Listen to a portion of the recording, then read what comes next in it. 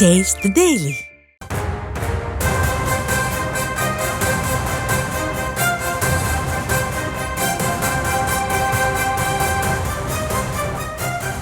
தாம்பரம் மாநகராட்சி 63வது வார்டு பகுதியில் கழிவு நீருடன் மழைநீர் கலந்து முழங்கால் அளவுக்கு தேங்கியுள்ளதால் அந்த பகுதி மக்கள் கடும் அவதியடைந்து வருகின்றனர். தொடர்பான காட்சிகளை பார்த்து வருகிறோம். இது குறித்தான கூடுதல் விவரங்களை தருவதற்காக நமது செய்தியாளர் கந்தன் இணைகிறார். வணக்கம் கந்தன், மேலும் விவரம்.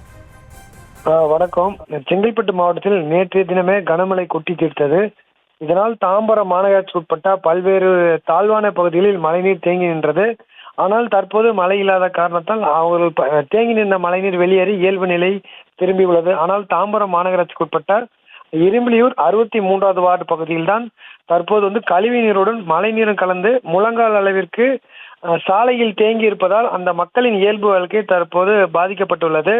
அது மட்டும் இல்லாமல் அந்த தேங்கி நிற்கும் நீரில் அந்த கழிநீரும் கலந்து அவங்க வசிக்கும் வீட்டு பகுதிக்கு அருகாமையில் இருப்பதால் அவர்கள் அவதியடைவதோடு வெளியே கூட செல்ல முடியாத சூழ்நிலை நிலவி வருகிறது.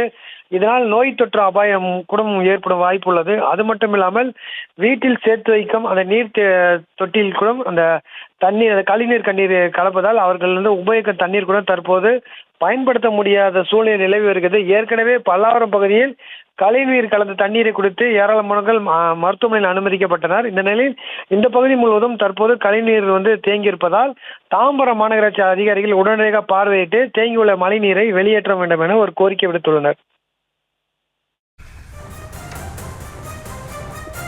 விவரங்களுக்கு நன்றி கந்தன்.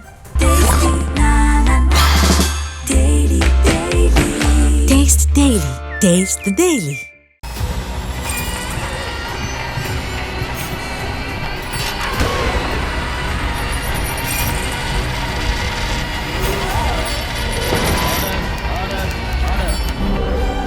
நிகழ்தகவு குற்றங்களின் மறுபரிமாணம்.